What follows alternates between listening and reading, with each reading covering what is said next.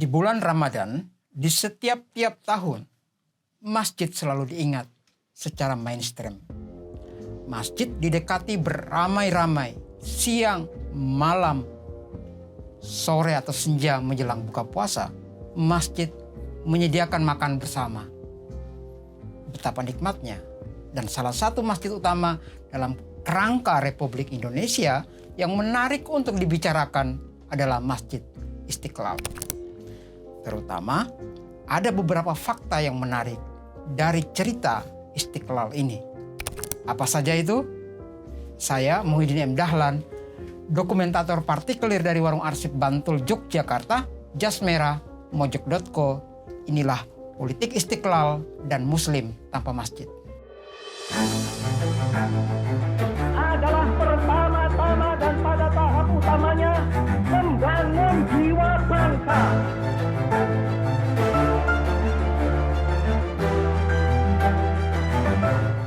Secara personal, secara pengalaman individual, saya pernah memang lebih kurang 7 tahun hidup teramat dekat dengan Masjid Istiqlal. Dari luarnya tapi ya, saat memimpin sebuah proyek partikelir membuat kronik kebangkitan Indonesia selama 1 abad, saya itu tinggal bersisian di sebelah barat ada markas besar Angkatan Darat dan di sebelah timurnya ada Masjid Istiqlal. Nah, saya itu ada di tengah-tengah. Jarak kantor Indonesia Buku dengan Mabes Angkatan Darat itu cuma selebar tembok batu bata.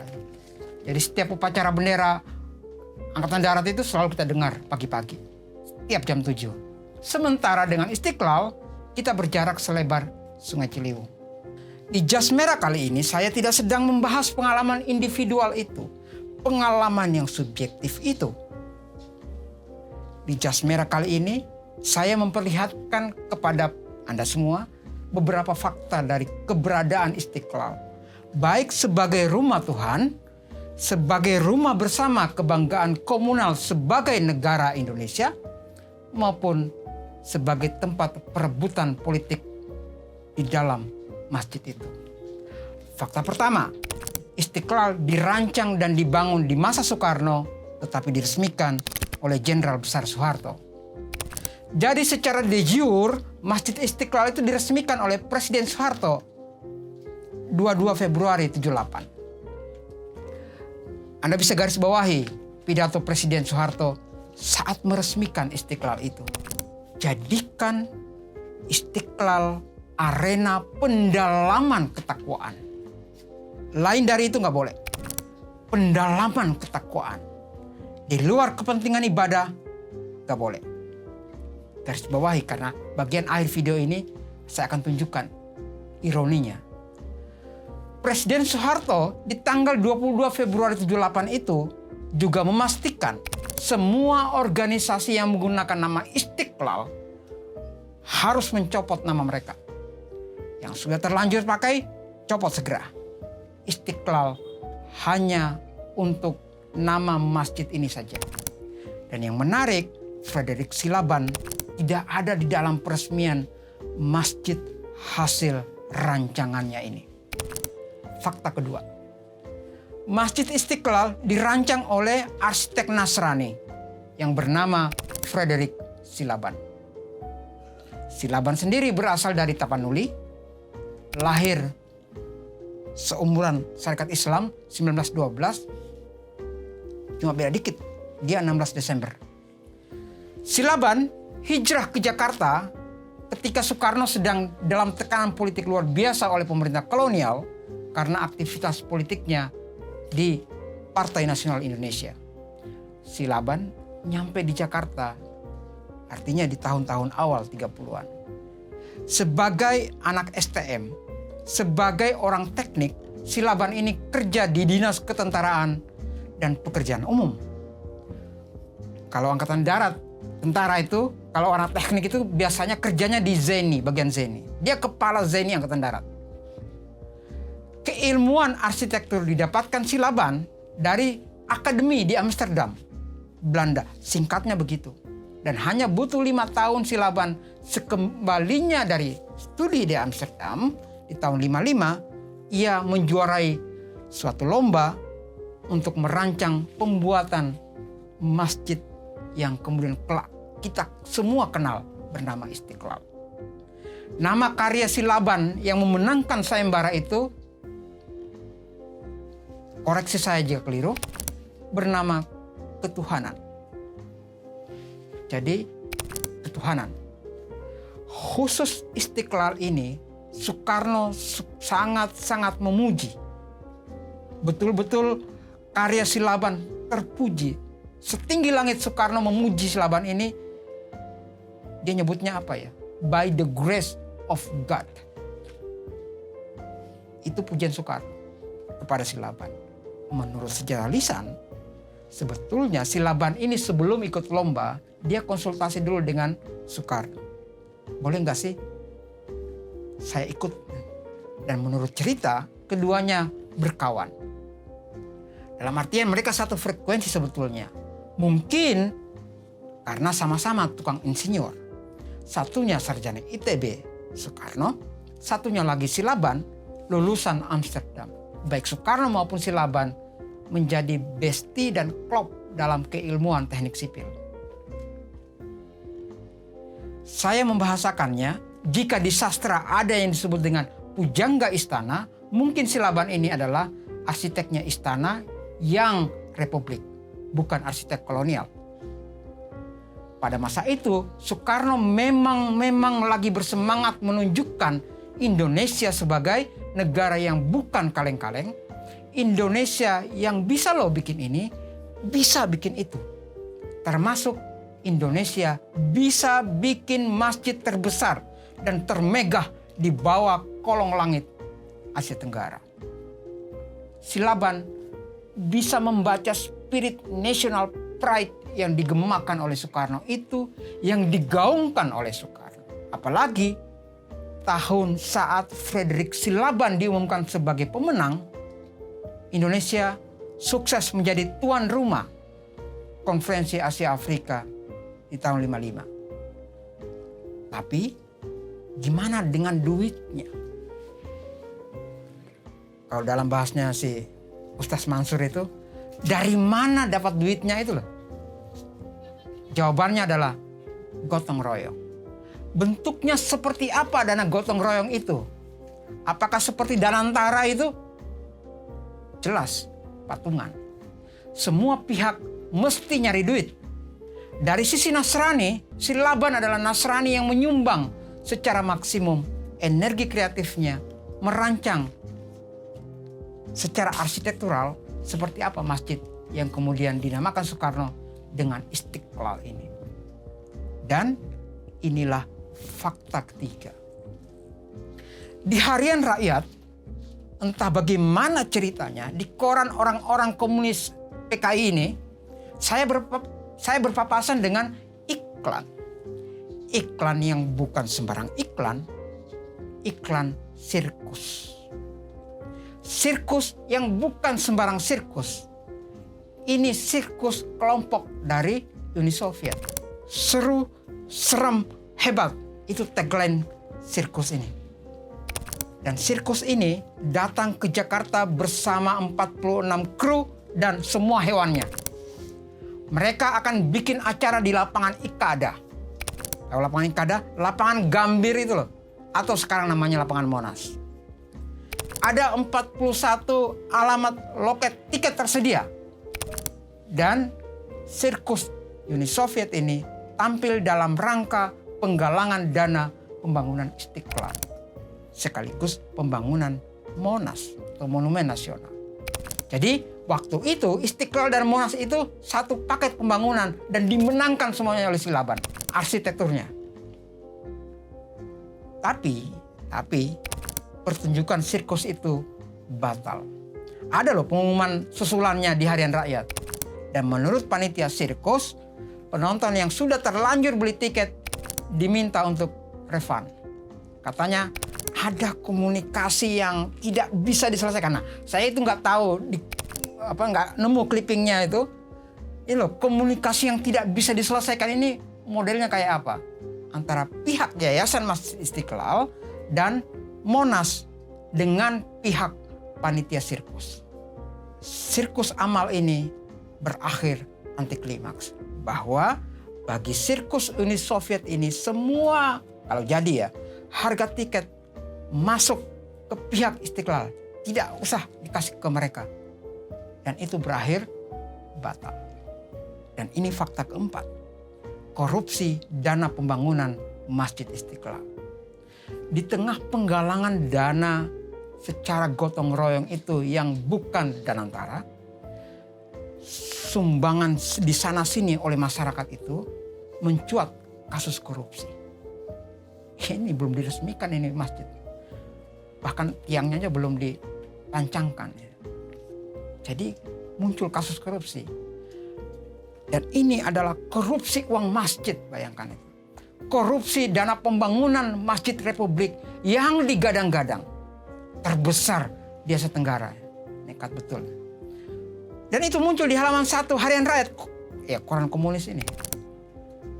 Saya membaca itu ya, tiba-tiba ngingat statement legendaris dari Buya Shafi'i Ma'arif yang kesal banget, mungkin sudah sampai ke ubun-ubun, dengan instansi berseragam agama yang kemudian saya parafrasekan ulang. Kira-kira Buya Shafi'i dari Muhammadiyah ini bilang, instansi pemerintah terkorup itu bukan polisi, bukan tentara, apalagi Kementerian Keuangan, tapi Kementerian Agama. Itu kalau nggak salah 2005 ngomong itu. Jadi dari dulu memang ganas gitu. Yang sampai sekarang Menteri Agamanya kita nggak tahu ada di mana. Membangun masjid disaksikan begitu banyak mata, panitianya bisa korup loh. Dan itu bukan tuduhan asal tuduhan. Nanti kalian tuding, wah kan PKI. Ini kan sampai ke pengadilan perkaranya. Dan korupsi ini yang mengiringi saat Presiden Soekarno melakukan pemancangan tiang sebagai penanda pembangunan Masjid Istiqlal dimulai. Kenapa dilakukan di bulan Agustus tahun 61 itu? Karena sesuai namanya, Istiqlal. Istiqlal artinya merdeka, kebebasan. Agustus dalam sejarah Republik adalah bulan kemerdekaan. Soekarno berorasi saat menanam tiang Istiqlal itu. Bangunlah segala-galanya, kata Soekarno. Jangan nanggung. Kita sekarang kembali kepada dunia 3 dimensi, katanya. Saya ingin seperti leluhur kita, nenek moyang kita yang membangun Candi Borobudur, membangun Mendut, dan segala-galanya seperti Mesir membangun piramida, dan seterusnya dan sebagainya. Saat grounding itu juga muncul deadline. Istiqlal harus selesai pembangunannya dalam kurun 4 tahun dari tahun 61 itu, artinya 65. Dan kita tahu itulah tahun yang sangat krusial. Enggak cuma Istiqlal gagal target, proyek Revolusi Soekarno pun yang belum selesai itu bukan hanya tidak selesai, tapi runtuh dan bersimbah darah. Dan fakta kelima, jatuhnya Soekarno, tersingkir pula tokoh nama yang bernama Frederick Silaban ini. Silaban dianggap Soekarnois. Siapa saja yang Soekarnois di masa semua peneguh Orde Baru menyebut dirinya paling Pancasilais akan disingkirkan dari aktivitas kemasyarakatan. Jadi ada waktunya Silaban ini nyari kerjaan aja, susahnya minta ampun. Bahkan dia pernah itu loh, ngelamar kerjaan desain apa kayak di PBB sana itu. Dan ditolak. Dan satu-satunya proyek yang datang untuk bisa menolong buruknya perekonomian si arsitek Nasrani ini justru datang dari Kota Palu, Sulawesi Tengah. Lagi-lagi proyek yang datang ke Silaban itu adalah merancang masjid. Memang sudah takdirnya merancang masjid Nasrani ini. Dia merancang Masjid Agung yang sekarang namanya Masjid Agung Darussalam di Kota Palu. Sudah terjawab bukan? Mengapa Silaban tidak ada di tengah para pejabat yang berhikmat dan kagum atas selesainya pembangunan Masjid Istiqlal tahun 78 itu. Fakta keenam, selain dipakai sebagai pusat pelaksanaan Idul Fitri dan ramai banget kalau Idul Adha, Istiqlal itu penuh dengan sapi. Masjid Istiqlal punya festival rutin, namanya Festival Istiqlal. Festival Istiqlal pertama itu dimulai tahun 1991. Presiden Soeharto waktu itu membubuhkan tulisan basmalah. Dimulainya proyek Mushaf Istiqlal. Dan tidak lama setelah itu, Presiden Soeharto naik haji. Lalu berlanjut ke Festival Istiqlal kedua di tahun 95 atau bertepatan dengan Indonesia Emas. Bukan Indonesia Gelap atau Cemas. Tahun 50 tahun kemerdekaan. Mestinya Festival Istiqlal ketiga diselenggarakan lagi di tahun 2000. Dan sayang sekali badai krisis datang mengempaskan apa saja termasuk jatuhnya rezim Soeharto. Dan kalau nggak salah Festival Istiqlal ketiga baru terselenggara di tahun 2017. Jadi ada jarak 2 tahun loh dari festival kedua. Dan inilah fakta ketujuh atau terakhir dari Istiqlal. Masjid ini menjadi markas pasukan Pam Swakarsa. Di tahun 98 saat berlangsung sidang istimewa MPR bulan November, ada konsentrasian pasukan yang bukan tentara. Mereka didatangkan dari daerah-daerah di sekitar Jakarta gitu. Ini adalah masa pemukul terdepan mahasiswa yang sekali lagi dikonsentrasikan di Masjid Istiqlal. Kalau kalian membaca liputan demonstrasi mahasiswa yang kemudian dikenal dengan demonstrasi Semanggi I, itu selalu ada terselip kata Istiqlal.